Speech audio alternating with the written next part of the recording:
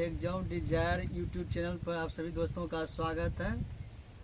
आज हम लोग फिजिक्स का प्रकाश चैप्टर शुरू करने जा रहे हैं। सबसे प्रकाश क्या है? ऊर्जा का एक रूप है। प्रकाश क्या है? ऊर्जा का एक रूप है। प्रकाश किस प्रकार का तरंग है? आंतरिक या आंतरिक तरंग? आंतरिक। प्रकाश हुआ, विद्युत चुंबकीय हुआ, ध्वनि हुआ, ये सब किस प्रकार के तरंगों का उदाहरण है? आंतरिक तरंग का उदाहरण है। जबकि आंतरिक तरंग का उदाहरण कौन कौन है? स्थितिज ऊर्जा और गतिज ऊर्जा। प्रकाश एक ऊर्जा का रूप है जो विद्युत चुंबकीय तरंगों के रूप में संचारित होता है। किस रूप में संचारित होता है? विद्युत चुंबकीय तरंग के रूप में संचारित होता है। इसे हम इसका ज्ञान हमें आंखों के द्वारा प्राप्त होता है। प्रकाश का तरंगदैर्घ्य 3900 एंगस्ट्रॉम से लेकर 7800 एंगस्ट्रॉम के बीच होता है। प्रकाश तरंगों का तरंगदैर्घ्य कितना होता है? 3900 एंगस्ट्रॉम से लेकर 7800 एंगस्ट्रॉम के बीच होता है। सन 1637 में दुकार्ते ने प्रकाश के कणिका मॉडल का प्रस्तुत किया तथा स्नेल के नियमों का व्युत्पन्न किया था। तो प्रकाश का कणिका मॉडल किसने दिया था? दुकार्ते ने। कब दिया था? 1637 ईस्वी में। प्रकाश के कणिका मॉडल किसने दिया था? कणिका मॉडल दिया था दुकार्ते ने। किसने दिया था? दुकार्ते ने 1637 में। स्नेल के नियम को भी व्युत्पन्न किया। सन 1678 में डच भौतिकविद क्रिस्टियन हाइगेंस ने प्रकाश के तरंग सिद्धांत को प्रस्तुत किया। तो प्रकाश के तरंग सिद्धांत को किसने दिया था? हाइगेंस। प्रकाश के तरंग सिद्धांत को किसने दिया था? हाइगेंस ने दिया था। और प्रकाश के कणिका मॉडल को किसने दिया था? दुकार्ते ने। किसने दिया था? दुकार्ते ने। कणिका मॉडल पूछेगा तो क्या बोलेंगे? दुकार्ते। और प्रकाश का तरंग सिद्धांत किसने दिया था? हाइगेंस ने। जब थॉमस यंग ने ये सन 1801 में अपना व्यतिकरण संबंधी प्रसिद्ध प्रयोग किया, तब यह निश्चित रूप से प्रमाणित हो गया कि वास्तव में प्रकाश की प्रकृति तरंगवत होती है। प्रकाश की प्रवृत्ति तरंगवत होती है, मतलब प्रकाश तरंग के रूप में ही गमन करती है। सन 1850 ईस्वी में फूको द्वारा किए गए प्रयोग द्वारा यह दर्शाया गया कि जल में प्रकाश की चाल वायु में प्रकाश की चाल से कम होता है। तो मतलब प्रकाश की चाल जल में क्या होता है? वायु की अपेक्षा कम होता है। मतलब प्रकाश की चाल सबसे अधिक किसमें होता है? वायु में। किसमें होता है? वायु में। और सबसे जल में क्या होता है? उससे कम होता है। और ठोस में सबसे कम होता है। इस प्रकार तरंग मॉडल का प्रगति की पुष्टि हो गई। प्रकाश तरंगें निर्वात में कैसे संचित हो सकती है, इसकी व्याख्या जेम्स क्लार्क मैक्सवेल ने किया था। तो मतलब प्रकाश तरंग निर्वात में कैसे गमन करती है, इसकी व्याख्या किसने किया था? मैक्सवेल ने किया था। मतलब प्रकाश को गमन करने के लिए माध्यम का कोई होना जरूरी नहीं है। तो इसकी व्याख्या किसने किया था? क्लार्क मैक्सवेल ने किया था। द्वारा प्रकाश संबंधी प्रसिद्ध वैद्युत चुंबकीय सिद्धांत प्रस्तुत करने पर हो गई। मैक्सवेल के अनुसार प्रकाश तरंगें परिवर्तनशील विद्युत तथा चुंबकीय क्षेत्रों से संबंधित है। परिवर्तनशील विद्युत क्षेत्र समय तथा दिक स्थान में परिवर्तनशील चुंबकीय क्षेत्र उत्पन्न करता है तथा परिवर्तनशील चुंबकीय क्षेत्र समय और तथा दिक स्थान में परिवर्तनशील विद्युत क्षेत्र उत्पन्न करता है। परिवर्तनशील विद्युत तथा चुंबकीय क्षेत्र निर्वात में भी विद्युत चुंबकीय तरंगों का संचरण कर सकता है। मतलब कहने का मतलब कि प्रकाश जो है निर्वात में भी गमन कर सकता है। और निर्वात में प्रकाश की चाल कितना होता है? 3 गुने 10⁸ मीटर प्रति सेकेंड। 3 गुने 10⁸ मीटर प्रति सेकेंड होता है। इसके बारे में सर्वप्रथम जानकारी किसने दिया था? क्लार्क मैक्सवेल ने। किसने दिया था? क्लार्क मैक्सवेल ने दिया था। प्रकाश का विद्युत चुंबकीय तरंग सिद्धांत प्रकाश के केवल कुछ गुणों की ही व्याख्या कर पाता है, जैसे प्रकाश का परावर्तन, मतलब प्रकाश का लौटना, प्रकाश का अपवर्तन। जब प्रकाश एक माध्यम से दूसरे माध्यम में जाता है, प्रकाश का अपने रास्ता से विचलित होना, अपने मार्ग से विचलित होना क्या कहता है? प्रकाश का अपवर्तन करता है। प्रकाश का सीधी रेखा में गमन करना, प्रकाश का विवर्तन, प्रकाश का व्यतिकरण और प्रकाश का ध्रुवण, इन सब गुणों का ही सिर्फ व्याख्या हो पाता है। किसके कारण? प्रकाश के विद्युत चुंबकीय तरंग सिद्धांत के अनुसार। विद्युत चुंबकीय तरंग अनुप्रस्थ तरंग होती है। विद्युत चुंबकीय तरंग कैसी होती है? अनुप्रस्थ। और प्रकाश कैसा तरंग है? विद्युत चुंबकीय तरंग है। इसका मतलब प्रकाश कैसा तरंग हो गया? अनुप्रस्थ तरंग हो गया। जबकि ध्वनि कैसा तरंग है? अनुदैर्घ्य तरंग है। ध्वनि कैसा तरंग है? अनुदैर्घ्य तरंग है। अतः प्रकाश भी अनुप्रस्थ तरंग है। प्रकाश का ध्रुवण सिद्ध करता है कि प्रकाश तरंगें अनुप्रस्थ होती है। ध्वनि में ध्रुवण की घटना नहीं होती है। ध्वनि में ध्रुवण की घटना नहीं होती है, जबकि प्रकाश में ध्रुवण की घटना होती है, जिसके कारण जिससे पता चला कि प्रकाश भी एक अनुप्रस्थ तरंग है। प्रकाश के कुछ गुण ऐसे हैं जिनकी व्याख्या तरंग सिद्धांत नहीं कर पाता, जैसे प्रकाश का विद्युत प्रभाव तथा क्रॉम्पटन सिद्धांत। इन सभी का व्याख्या प्रकाश के तरंग सिद्धांत से व्याख्या इसकी नहीं हो पाती है। प्रकाश विद्युत प्रभाव एवं क्रॉम्पटन सिद्धांत की व्याख्या आइंस्टीन द्वारा प्रतिपादित प्रकाश के फोटोन सिद्धांत द्वारा ही की जाती है। मतलब प्रकाश का फोटोन सिद्धांत किसने दिया था? आइंस्टीन ने दिया था। प्रकाश का फोटोन सिद्धांत किसने दिया था? आइंस्टीन ने दिया था। प्रकाश का कणिका सिद्धांत किसने दिया था? प्रकाश का कणिका सिद्धांत किसने दिया था? दुकार्ते ने। किसने दिया था? दुकार्ते ने। और प्रकाश का तरंग सिद्धांत किसने दिया था? हाइगेंस ने। किसने दिया था? हाइगेंस ने। और प्रकाश विद्युत चुंबकीय रूप में गमन करती है। प्रकाश की तरंग निर्वात में भी गमन कर सकती है। इसके बारे में किसने बताया? क्लार्क मैक्सवेल ने बताया था। किसने बताया था? क्लार्क मैक्सवेल ने बताया था। और प्रकाश के विद्युत प्रभाव और क्रॉम्पटन सिद्धांत की व्याख्या किसने किया था? आइंस्टीन ने। किसने किया था? आइंस्टीन ने किया था। वास्तव में ये दोनों प्रभाव प्रकाश की कण प्रकृति को प्रकट करते हैं। प्रकाश का फोटोन सिद्धांत, इसके अनुसार प्रकाश ऊर्जा के छोटे छोटे बंडलों या पैकेट के रूप में चलता है, जिन्हें क्या कहते हैं? फोटोन कहते हैं।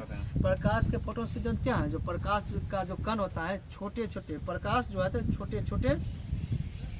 छोटे छोटे बंडलों या पैकेट के रूप में गमन करता है, जिसे क्या कहते हैं? फोटोन कहते हैं। क्या कहते हैं? फोटोन कहते हैं। आज प्रकाश की कुछ घटनाओं में तरंग और कुछ में कण माना जाता है। तब प्रकाश को तरंग और कण दोनों का दर्जा प्राप्त है माना जाता है। इसी को प्रकाश की दोहरी प्रकृति कहते हैं। प्रकाश की दोहरी प्रकृति कहते हैं। यानी विद्युत चुंबकीय विकिरण द्वैत व्यवहार करता है। यानी विद्युत चुंबकीय विकिरण कैसा व्यवहार करता है? विद्युत विकिरण मतलब प्रकाश जो है कण के रूप में भी गमन करता है, तरंग के रूप में भी गमन करता है। इसलिए इसको प्रकाश का यह दोहरी प्रवृत्ति को दर्शाता है। प्रकाश की किस प्रवृत्ति को दर्शाता है? दोहरी प्रवृत्ति को दर्शाता है।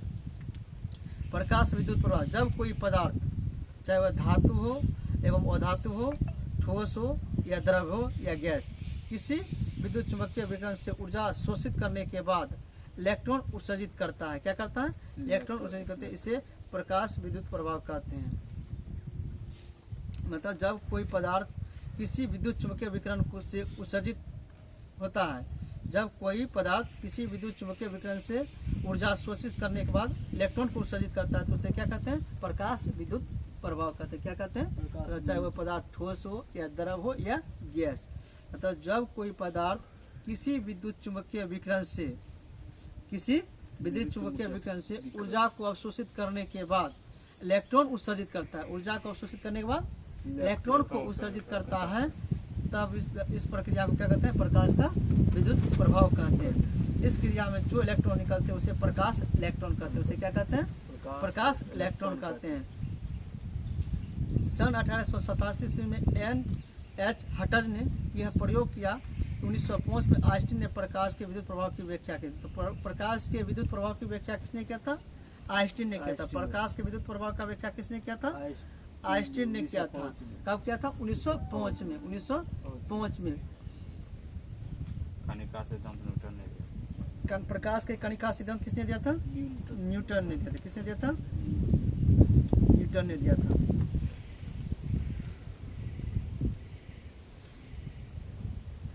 अल्बर्ट आइंस्टीन ने प्रकाश के विद्युत प्रभाव की व्याख्या किसने किया था? आइंस्टीन ने किया था। कब किया था? 1905 में। अल्बर्ट आइंस्टीन को 1921 में प्रकाश विद्युत प्रभाव की व्याख्या के लिए भौतिक में नोबेल पुरस्कार से सम्मानित किया गया है।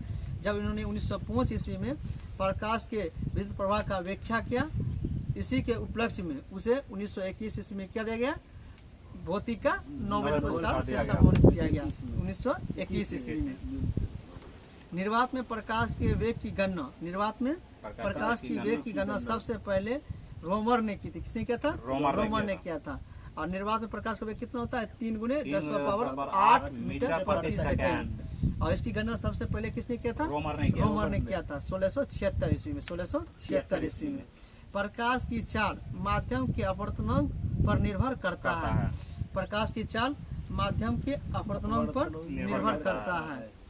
जिस माध्यम का आवर्तन जितना अधिक होता है उसमें प्रकाश की चाल उतना ही कम होती है, उतना ही कम होता है, उतना ही कम होता है। तो ठोस पदार्थों का आवर्तन क्या होता है? अधिक होता है। ठोस पदार्थों का आवर्तन अधिक होता है, इसीलिए ठोस पदार्थों में प्रकाश की चाल कम होता है। द्रव का आवर्तन उसकी अपेक्षा कम होता है, तो इसमें प्रकाश की चाल थोड़ा अधिक होता है। और गैस का आवर्तन और वायु का आवर्तन सबसे कम होने के कारण प्रकाश की चाल वायु में क्या होता है? सबसे अधिक होता है। लेकिन ध्वनि में उल्टा होता है। ध्वनि में क्या होता है? इसका उल्टा होता है। ध्वनि का चाल सबसे अधिक ठोस में होता है, उसके बाद द्रव में होता है, उसके बाद गैस में होता है, उसके बाद गैस में होता है। म्यू आवर्तन म्यू बराबर होता है सी बटे म्यू। सी बटे आवर्तन बराबर होता है सी बटे म्यू, जहाँ म्यू माध्यम में प्रकाश की चाल और सी क्या है? निर्वात में प्रकाश की चाल। हवा में प्रकाश की चाल दाब, ताप और घनत्व से स्वतंत्र होती है। हवा में प्रकाश चाल न ही दाब पर निर्भर करता है, न ही ताप पर निर्भर करता है, और न ही घनत्व पर निर्भर करता है। जबकि ध्वनि ताप पर निर्भर करता है, दाब पर नहीं करता। ध्वनि ताप पर निर्भर करता है, घनत्व पर भी निर्भर करता है, घनत्व पर भी निर्भर करता है। हवा में प्रकाश की चाल न ही दाब पर निर्भर करता है, न ही ताप पर निर्भर करता है, न ही घनत्व पर निर्भर करता है। सूर्य प्रकाश को सूर्य से पृथ्वी तक आने में औसतन 8 मिनट 16 सेकंड लगता है, लगभग 16 सेकंड लगता है। सूर्य का प्रकाश पृथ्वी तक आने में कितना समय लगता है? 16 सेकंड। और किस विधि द्वारा पहुंचता है? विकिरण विधि द्वारा पहुंचता है। किस विधि द्वारा पहुंचता है? विकिरण विधि द्वारा पहुंचता है। लेकिन जब वायुमंडल गर्म किस विधि द्वारा होता है? संवहन विधि द्वारा गर्म होता है। चंद्रमा से परावर्तित प्रकाश को पृथ्वी तक आने में 1 मिनट 28 सेकंड लगता है। 1 मिनट 28 सेकंड लगता है। मतलब चंद्रमा से जो प्रकाश परावर्तित होकर पृथ्वी तक पहुंचता है, कितना समय लगता है? 1 मिनट 28 सेकंड। 1 मिनट 28 सेकंड, क्योंकि चंद्रमा का अपना प्रकाश नहीं होता है। तो सूर्य का जो प्रकाश वहां से परावर्तित होकर आता है पृथ्वी तक, तो कितना समय लगता है? 1 मिनट 28 सेकंड। और सूर्य का प्रकाश कितना मिनट लगता है? 8 मिनट 16 सेकंड। 8 minute 16 second. प्रकाश के प्रति व्यवहार के आधार पर वस्तुओं को निम्न भागों में बांटा जाता है। प्रतिदीप्त वस्तु वे वस्तुएं जो स्वयं प्रकाश को उत्सर्जित करता है, वे वस्तुएं जो स्वयं प्रकाश को उत्सर्जित करता है, जैसे सूर्य हो गया, विद्युत बल्ब, ये सब अपना प्रकाश क्या करता है? स्वयं उत्सर्जित करता है। तो ऐसे वस्तु क्या बोलेंगे? प्रतिदीप्त वस्तुएं। और प्रतिदीप्त वस्तुएं वे वस्तुएं जो अपना प्रकाश स्वयं उत्सर्जित नहीं करता, लेकिन उन पर प्रकाश डालने पर वे दिखाई देने लगते हैं। जैसे मेज, कुर्सी,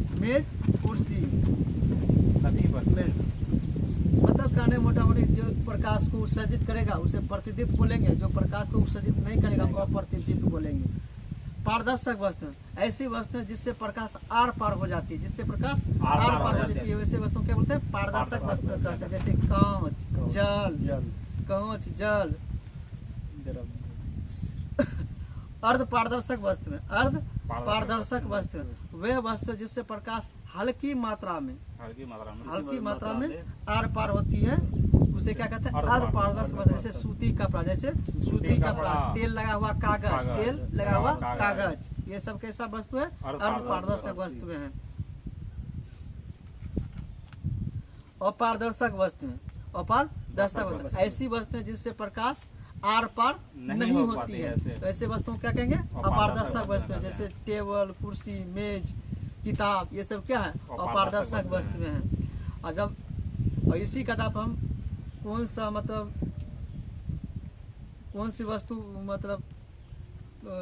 सा वस्तु विद्युत का चालक है, अर्धचालक है, इसी से रिलेटेड परिभाषा है। जिससे विद्युत धारा प्रवाहित होगा उसे बोलेंगे चालक, जिससे विद्युत धारा प्रवाहित नहीं होगा कुचालक, इससे विद्युत धारा हल्की मात्रा में प्रवाहित होगा उसे अर्धचालक बोलेंगे। अब कुछ वस्तुओं में प्रकाश की चाल कितना होता है उसके बारे में हम लोग अब पढ़ेंगे। निर्वात में प्रकाश की चाल कितना होता है? 3 × 10⁻⁸ 8 मीटर प्रति सेकंड। कांच में प्रकाश का चाल कितना होता है? 2 × 10⁻8 मीटर प्रति सेकंड। कांच में कितना होता है? 2 × 10⁻8 मीटर प्रति सेकंड। और जल में कितना होता है?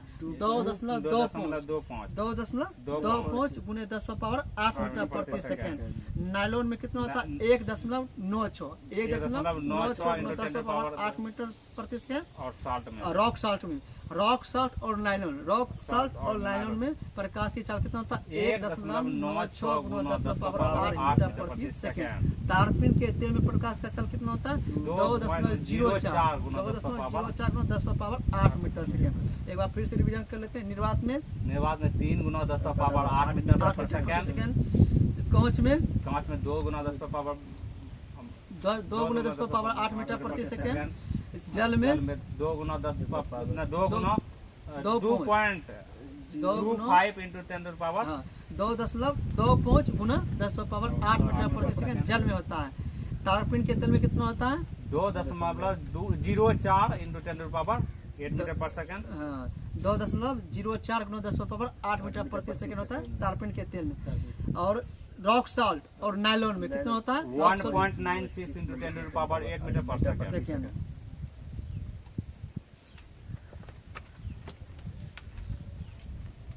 प्रकाश का विवर्तन। प्रकाश का विवर्तन क्या है? प्रकाश को बहुत छोटे अवरोधों के किनारों पर थोड़ा मुड़कर उसकी छाया में प्रवेश करने की घटना क्या करता है? विवर्तन करता है।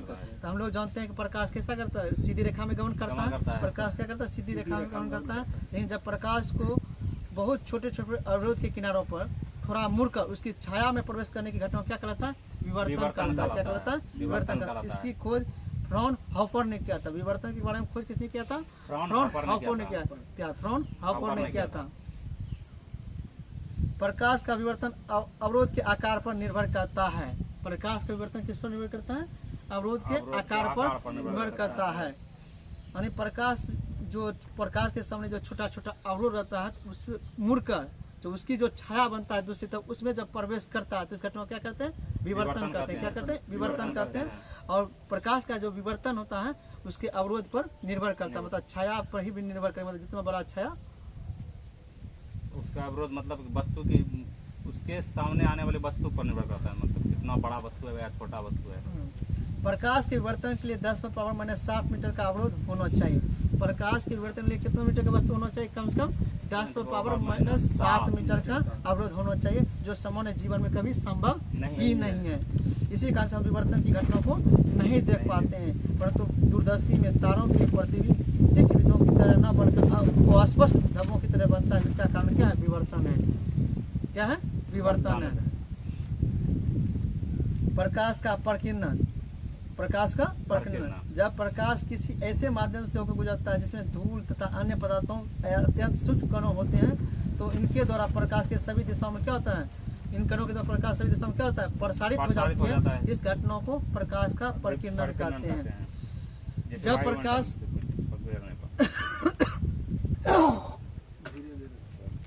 जब प्रकाश किसी माध्यम से ऐसे माध्यम से गुजरता है, जब प्रकाश किसी ऐसे माध्यम से होकर गुजरता है, उस माध्यम में मौजूद धूल कण, जलवाष्प या अन्य कोई भी कण हो जिसके द्वारा प्रकाश क्या होता है? विभिन्न दिशाओं में क्या होता है? प्रसारित हो जाता है। विभिन्न दिशाओं में क्या होता है? प्रसारित हो जाता है। इस घटना को ही प्रकाश का प्रकीर्णन कहते हैं। मतलब प्रकाश का विभिन्न दिशाओं में प्रसारित होने की घटना क्या कहेंगे? प्रकाश का प्रकीर्णन। यह किसके द्वारा संभव होगा? कण के द्वारा ही संभव होगा। किसके द्वारा संभव होगा? कण के द्वारा ही संभव होगा। रेले के अनुसार प्रकाश से जिस रंग का तरंग दैर्घ्य अधिक होता है उसका प्रकीर्णन सबसे कम होता है। रेले ने क्या कहा?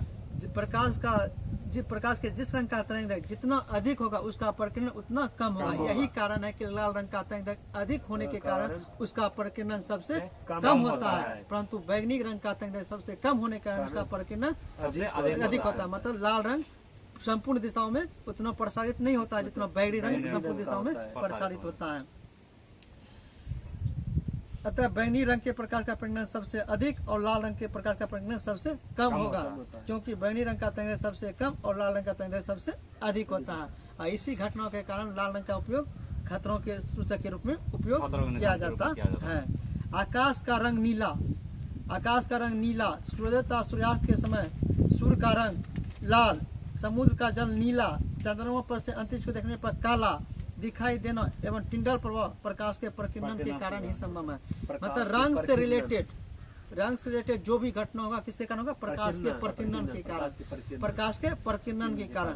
और वास्तविक स्थिति से अलग दिखाई देना अपवर्तन के कारण। वास्तविक स्थिति से अलग दिखाई देना अपवर्तन के कारण। लेकिन लाल दिखाई देना, नीला दिखाई देना, काला दिखाई देना, ये सब घटना प्रकाश के प्रकीर्णन के कारण ही संभव है।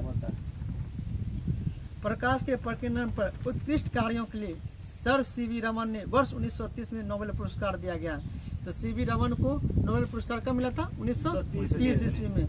और 1905 में जो 1905 ईस्वी में प्रकाश विद्युत प्रवाह का व्याख्या जो आइंस्टीन ने किया था, उसको नोबेल पुरस्कार कब दिया गया था? 1921 ईस्वी में। 1921 में। और सीवी रमन को कब मिला था? 1930 में। और प्रथम भारतीय थे जिसे भौतिका नोबेल पुरस्कार दिया गया था। कौन? हाँ, इसका आविष्कार उन्हीं के नाम पर रमन प्रवाह के नाम से जाना जाता है। इसकी खोज 28 फरवरी 1928 को, इसकी खोज कब हुई? तो 28 फरवरी 1928 को था। इसीलिए राष्ट्रीय विज्ञान दिवस का मनाया था 28 फरवरी। इसीलिए राष्ट्रीय विज्ञान दिवस का मनाया था 28 फरवरी, क्योंकि 28 फरवरी 1928 ईस्वी को वही सीवी रमन ने रमन प्रवाह के बारे में बताया था, जिसके कारण 1930 में से नोबेल पुरस्कार दिया गया। रमन प्रवाह फोटोन कणों के लचीले वितरण के बारे में, फोटोन कणों के लचीले वितरण के बारे में, इसके अनुसार प्रकाश की प्रकृति और स्वभाव में तब परिवर्तन होता है जब वह किसी पारदर्शी माध्यम से निकलता है। यह घटना तब घटती है जब माध्यम के अणु प्रकाश ऊर्जा के कणों को फैला देती है। यानी रमन प्रवाह में ठोस पदार्थों, तरल पदार्थों या गैसों के अणुओं द्वारा प्रकाश का प्रकीर्णन शामिल है। यानी रमन प्रवाह में ठोस पदार्थों में, तरल पदार्थों में, गैसों के अणुओं के द्वारा प्रकाश का प्रकीर्णन संभव है। रमन प्रवाह में आपतित प्रकाश की तरंगदैर्घ्य के निकट अतिरिक्त वर्णक्रमीय रेखाओं का प्रकट होना शामिल है। प्रकीर्णित प्रकाश में रमन रेखाएं मूल तरंगदैर्घ्य वाली प्रकाश रेखाओं से क्या होती है? कमजोर होती है। प्रकीर्णित प्रकाश में रमन रेखाएं जो होता है मूल तरंगदैर्घ्य वाले प्रकाश से क्या होती है? कमजोर होती है। यानी जब कोई एक वर्णीय प्रकाश द्रवों एवं ठोसों से होकर गुजरता है तो उसमें आपतित प्रकाश के साथ अत्यंत तीव्र का कुछ अन्य वर्णों का प्रकाश देखने को मिलता है। विज्ञान के क्षेत्र में अमूल्य योगदान देने के सीवी रमन को 1954 में भारत रत्न भी दिया गया। इसे भारत रत्न कब दिया गया? 1954 में। ऐसे नोबेल पुरस्कार कब मिला है? 1930 में। रमन प्रवाह की घटना के बारे में कब दिया गया? 28 फरवरी 1928 को दिया गया है। 1954 में से भारत रत्न से सम्मानित किया गया है। 28 फरवरी 1928 सर सीवी रमन ने रमन प्रवाह की खोज की और 28 फरवरी को भारत में राष्ट्रीय विज्ञान दिवस मनाया जाता है। आगे हम लोग पढ़ेंगे प्रकाश का परावर्तन के बारे में पढ़ेंगे।